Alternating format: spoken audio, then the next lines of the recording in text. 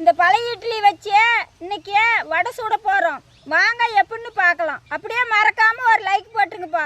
பழைய இட்லி கொட்டி பேஞ்சிக்கலாம். நறுக்குனா வெங்காயம், இஞ்சி,